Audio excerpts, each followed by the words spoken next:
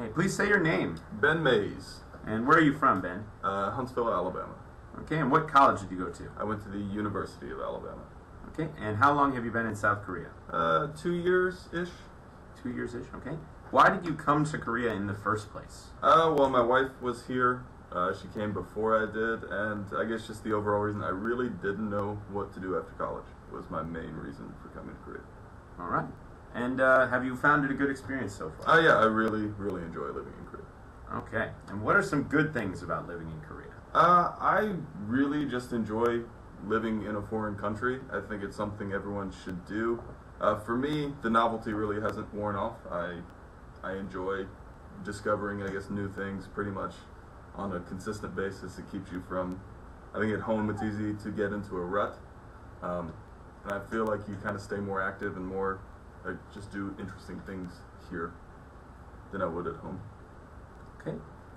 What are some difficulties you've had with living in Korea?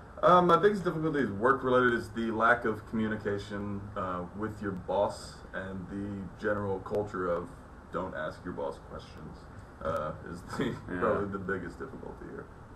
Okay, can you elaborate on that a little bit? Just the schedule changes that come out of nowhere, and when you ask why, they don't really tell you, or late payments, or just they kind of expect you to accept everything that they tell you. That's probably painting a worse picture than it really is, but it's something that I think happens at a lot of schools, even if it is, innocent enough. It becomes annoying, I think. Well, because schools are almost like a company and a corporation. Yeah, I think the biggest thing is to remember that if you work at a Hagwon, it's a business first, a school second.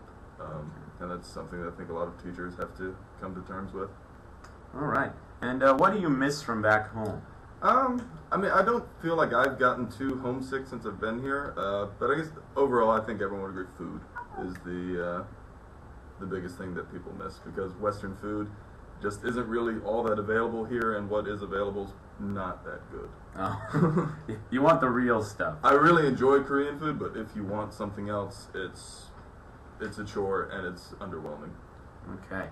What advice do you have for people considering Korea? I would recommend coming. If you're adventurous enough to do it, I would definitely say that you should do it. It's nothing to be afraid of. Just prepare yourself to work. I think a lot of people come here with the idea that they're going to be on vacation in Asia. It's a lot more teaching than I think people realize, but as long as you've got the attitude that you're willing to work and you're ready to work, I would recommend coming. Okay. What are some personality traits for good teachers? I mean, just patience is a big thing that I think you have to have, especially if you haven't taught before. Kids are kids, so you have to be able to deal with them. But that's the biggest thing, just patience, I think, being able to, not lose your temper with kids. Okay. And do you have any comments on how Korean laws and rules are different than America? You can drink anywhere. Oh, yes.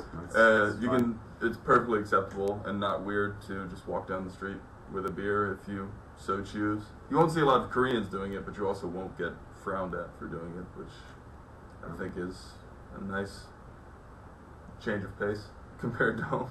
Yeah.